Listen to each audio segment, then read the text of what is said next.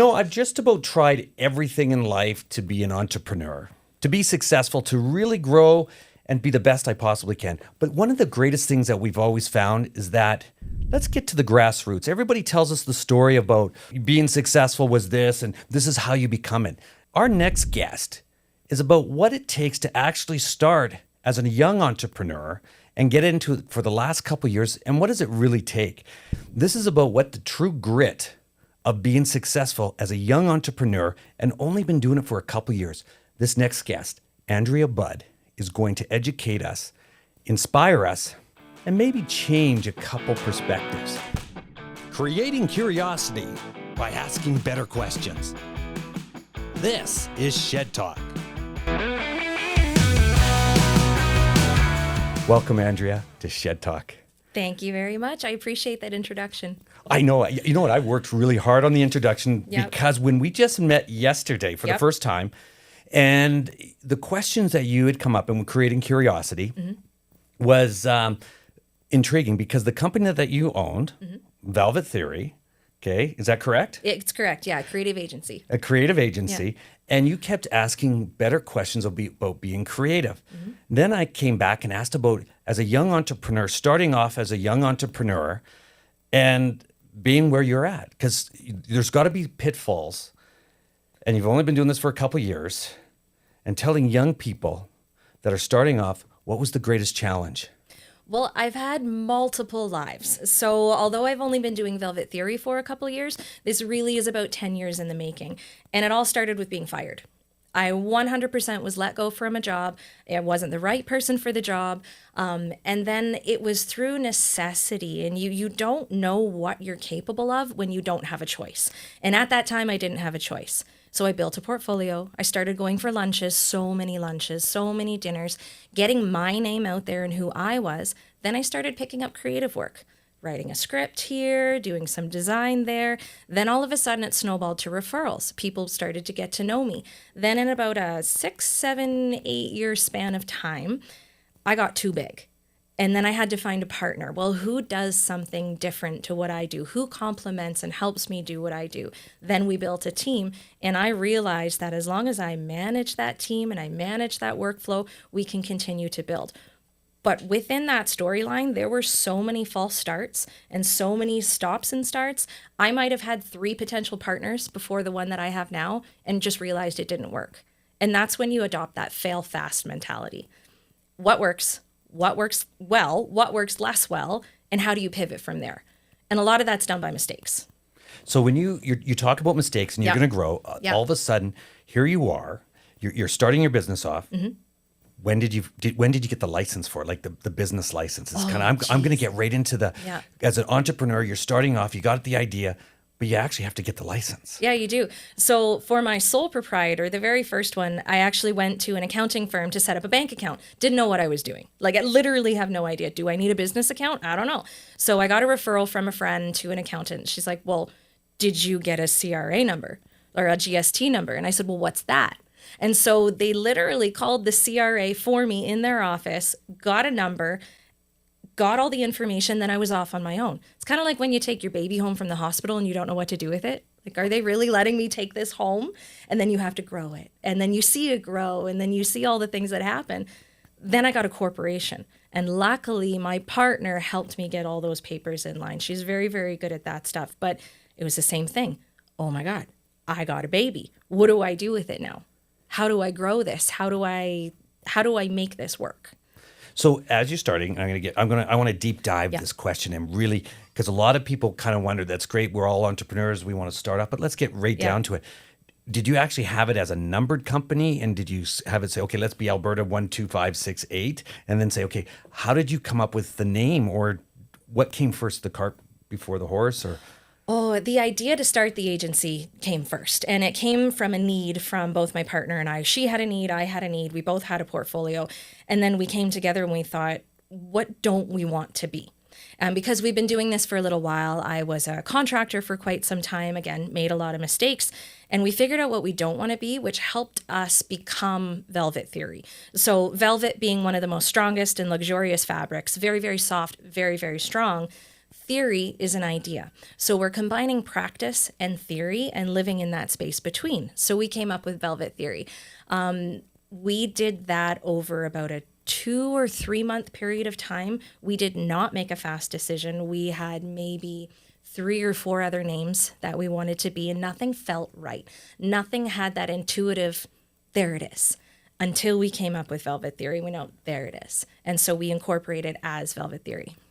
But you weren't as a numbered company to start off at all. It was like, okay, here we're going to go. Yeah. Here's the idea. We're going to start up a business. We're methodical. And you're in it. Yeah. Now, once you started, here's the name, Yeah. Velvet Theory, okay, Yeah. and ABC name or whatever, because on my story, because the companies that I own, I always did it the reverse. I always went to the website and see if I can do the web name first. Then I would actually call it by its name that way. That's part of it too. Like you come up with the name, but you also have to experiment. And so that's part of what in the creative industry you also have to do for other clients. You can't just name a company and then go do a nuance report and see if it's actually taken or not. You have to do the research at the same time. So research and creativity, they are absolutely intertwined, because you can be creative, but if it doesn't work in practice, like it might work in theory, but it might not work in practice. So the two have to happen together.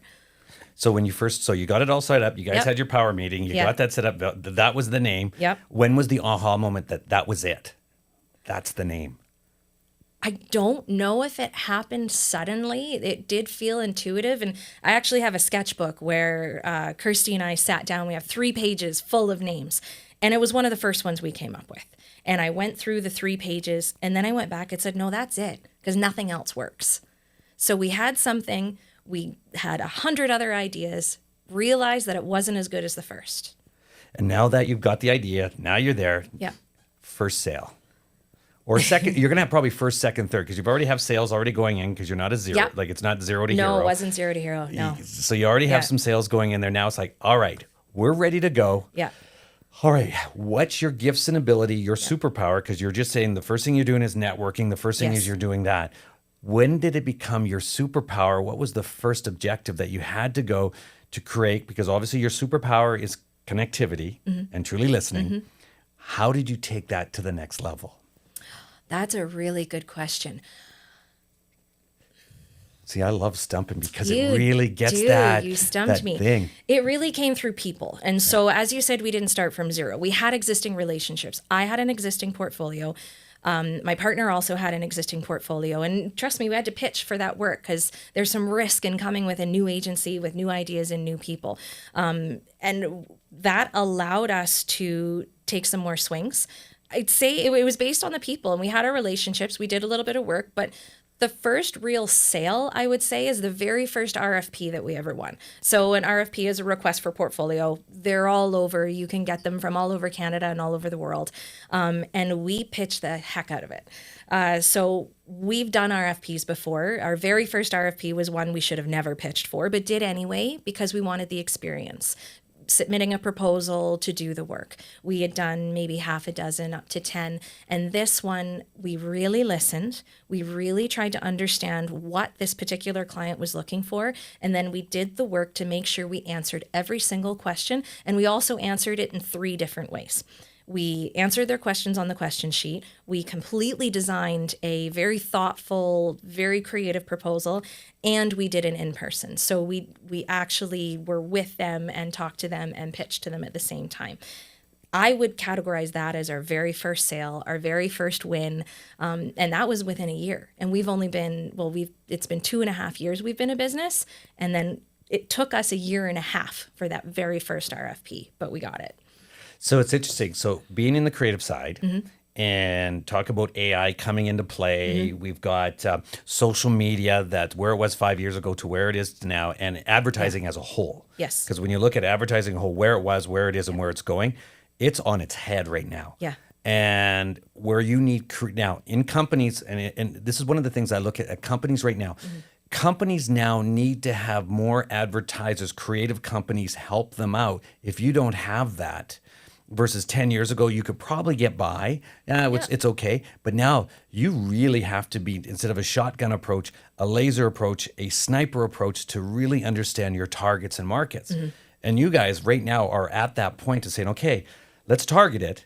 But at the same time, what has been the greatest asset in the advertising world that has changed from 5 years ago to today? And I'm not talking AI. Let's pull AI out, because yes, AI is a great, it's a great it's tool. all that in a bag of chips. Yeah. But where you're going in there, what that actual need was today.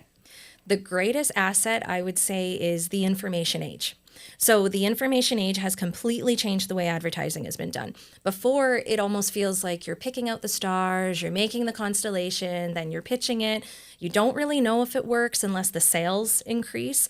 You can't really measure awareness. Now, in the information age, there is so much measurement, and you talked about being surgical, and it's so important to know when to be surgical and when not to be, and when to test, and when to see what works well, what works less well. You've heard of A/B testing before, pulling the throttle up and back, and there's so much data that we have and information we have now that can help us make the decisions we make in advertising. And to me, you might think it really pigeonholes you. Well, I have to advertise like this because the data says so. I think the exact opposite. I think it allows you to be more creative in the space that you have.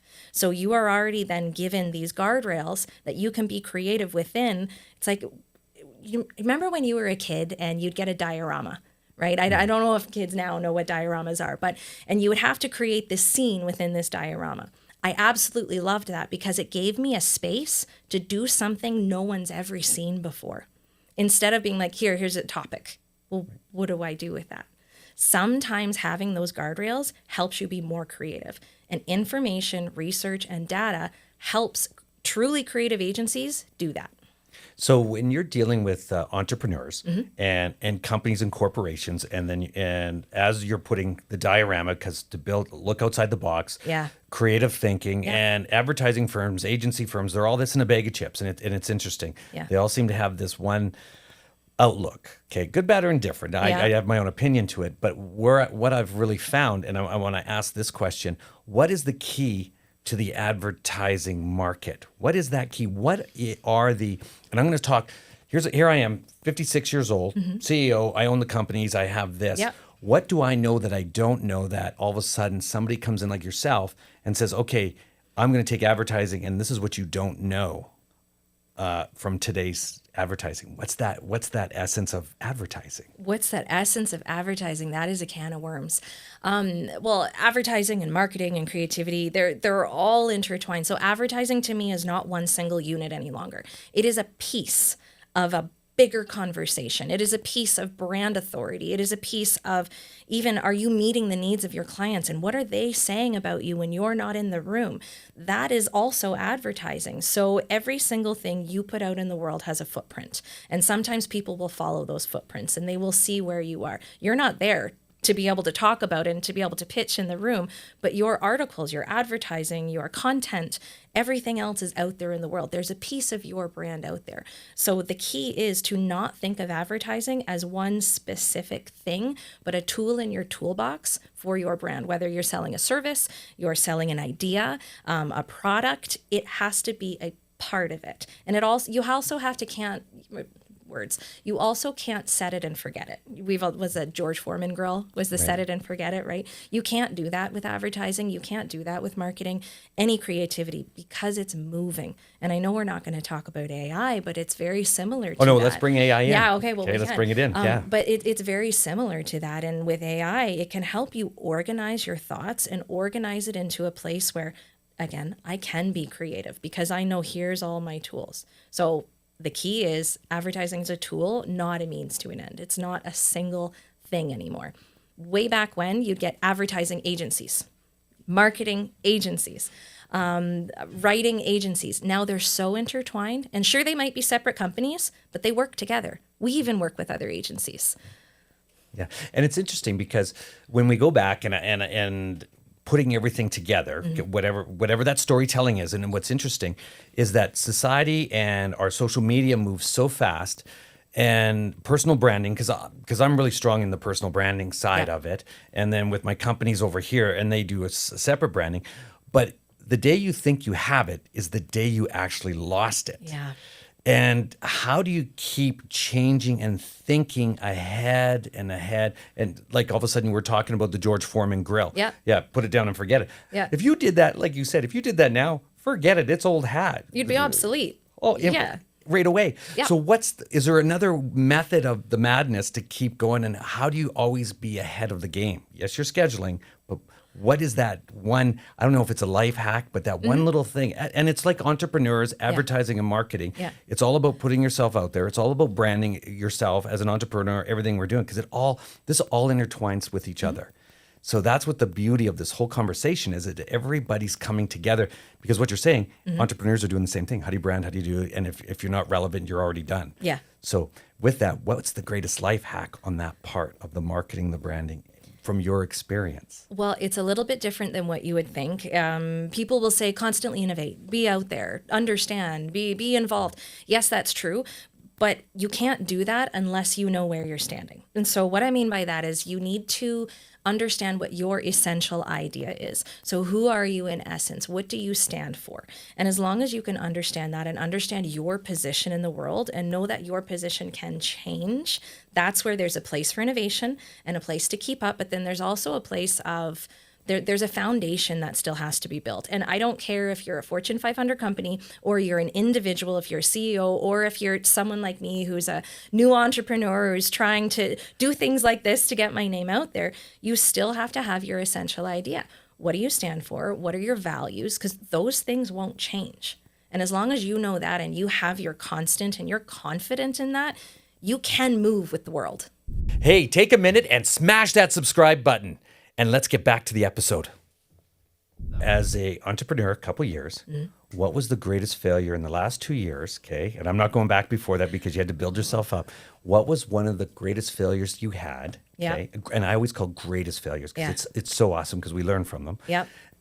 What was one of those? And you're still young, like you're 2 years into this, and so it's gonna be fresh and I'm gonna have real. lots. Yeah. Oh, I'm excited for you to watch it all. I'd say saying yes to everything. That was my greatest failure, was saying yes to something I never should have said yes to. I should have known what I was capable of, so my capabilities and my limitations, but I was so fresh, I was so young, the company was so new that when someone would approach us and said, hey, do you want to do this? Can you do this? We said, yes, absolutely. Failed miserably. Absolutely miserably. Didn't ask the right questions, wasn't set up for success in terms of, again, us not asking the right questions. We did everything we were supposed to do, that we thought we were supposed to do, and nothing felt right. We should have pulled the plug. Even if we said yes in the beginning, we should have said, maybe this isn't right for us. Maybe we should repivot what this is for us. It was almost like a speaking engagement that we were part of. And although we were qualified and we know what we were talking about, I felt like we needed more time as a company. We needed more time working together in order to provide value to the people who came to hear us speak. It was a massive failure for us. Now, was it the massive failure on doing the talk, or was it the massive failure of setting the talk up? Setting it up. But we were a part of that. Right. So we were a part of the topic. We were a part of setting the parameters of what we were doing, but we didn't know what we were doing. You don't know what you don't know. Right. And boy, did we ever learn a lot. And what did you learn? We learned to ask more questions. We learned to set our own parameters, and that if something felt like we weren't able to do it to the best of our ability, we either bring someone in to help us get to that point. Don't be a hero. Don't do it all on your own. Or we say, I think we need to re-strategize. That's interesting because you just mentioned the point of all of a sudden asking for help. Yes. And how many entrepreneurs out there think that they have all the answers and they just say, wait a second. Yeah. Let me get help. Let me ask the right questions so that I can make I give you a better outcome. Mm-hmm. So what was the one question that you had to ask to get help? Do you know what you're doing? Because I don't. Maybe that could have been it. And that's great. I don't think there was one question, quite honestly. I think it was we ended up talking to a couple other agencies, and not in Manitoba, actually, not even with us. And we asked them, what would you have done? Because we had already failed. Okay, it was already, and we said, what would you have done? How would you have done this differently? And they didn't know either. And that was the great part about it. It's like, oh, so we are figuring this out together. You know, you have been in business for 8 years and we've been in business for 2, but we're all learning and growing and learning from our mistakes. as a team. And we learned the importance of having friendly competition, where it's like we called them agency friendly. So we should talk to you more often. So now you mentioned about agency friendly, Yeah. talking to more people, and then I'm going to swoop into mentorship, because you had mentioned this a little bit earlier before we went on air here, was that about how important it is to have a mentor. Yes. And so tell me a little bit more about, here you are a couple years in here, how important it is to have a mentor, and who is the mentors? Well, I have a few different mentors, and they've come in different phases of my life. I like to call, I've had different lives and done different things. And I have a mentor in terms of public relations and how they're so poised and they can speak so well under pressure. And I really follow this particular mentor and known this woman for a very long time. And then I also have one in business and in people. How do you deal with this specific person? How do you deal with this specific, what have you done? And I've learned from their stories. So I'd say in speaking with people and in business, and they're usually people that are within my circle that I've known, and they probably don't even know their mentors, which is really interesting because I haven't defined the specific relationship, but I follow them, I admire them, and I learn from watching and speaking and working with them. Excellent. Yeah. Now, for yourself, going into the next 12 to 18 months, what do you see going to happen? And it could be in the market and or in what you're doing. We're going to talk in the market of your realm. Yeah. And where do you see your business in the next 12 to 18 months? That's a really good question. I've thought more in the 5-year plan of where I think we need to be 5 years. I think in the 12 to 18 months, we're in the optimization phase. So for us specifically, we have a very tight team. We have a team of accounts and creatives and coordinators, and we work very, very well together, and we bounce work off each other, and there's no egos within our team, which I really like. So I think within that, I want to optimize what we're doing. And I'm not saying within volume. I'm saying within the work that we're doing, how we're doing the work, and the output that we're putting forth. Are the ideas things that have never been seen before? I think you've heard the phrase where someone's, what is it? Talent is doing something really, really well. Genius is doing something that no one's ever seen before. I want to move from talent to genius.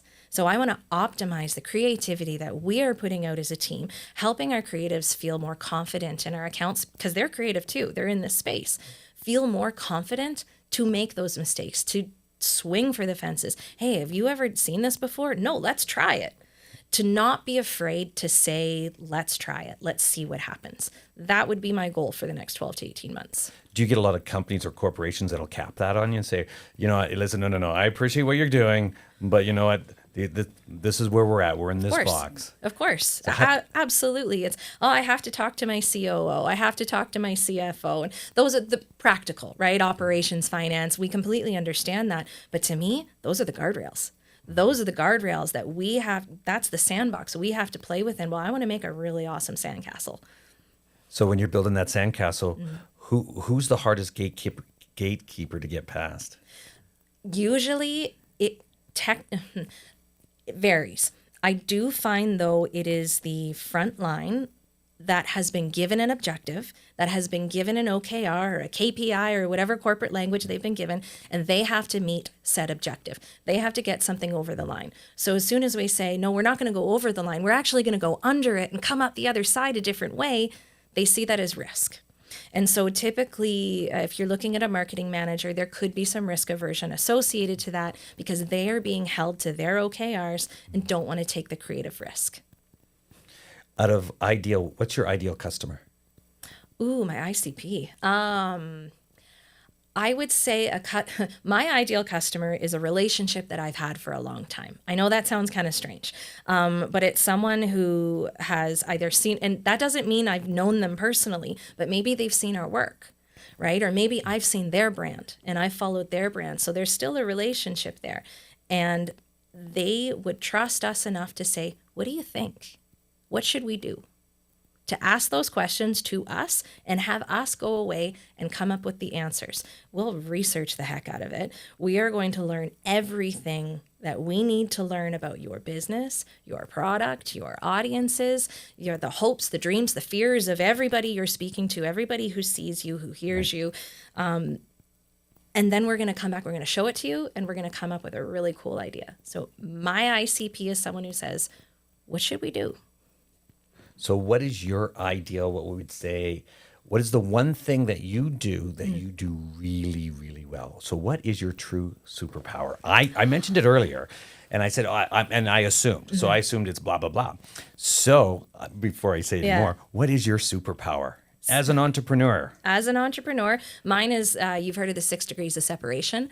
I always try to find connection. I always try to find, and what my dad used to say is you find common ground. So you make sure you find common ground, you stand on that ground with them, and then all of a sudden they're your friend.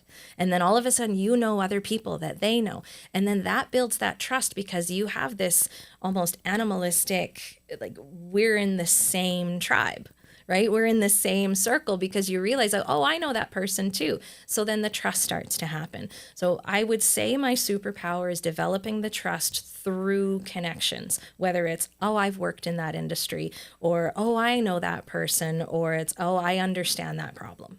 So let's drill down a little bit deeper in that. Yeah. How has it worked well for you? Use an example of tell me a storytelling of from zero to hero with, because that's a great analogy, what you just said, the 6 degrees of separation. Yes, Kevin Bacon, they've all heard it. Everybody's heard it. Yeah. But now let's take it to a practicality of actually where it's actually come into play for you. Well, I could think of something very recent where you and I sat down for lunch through our senior designer, put us in connection. We have a relationship of 25 hours. And we sat down and I started to ask you about the industry. I worked in hospitality. All of a sudden, I think we know the same 20 people. And then we started talking about other things. And then you started talking about something like your ghosts. And I said, we do something similar.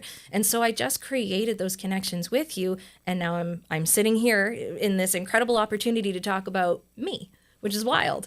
And it's interesting because we talked about ghosts, and you said, because yesterday I kind of dominated the conversation. Oh, I kept up. Well, you did. Well, it gets better because you made a great and valid point that became that aha moment.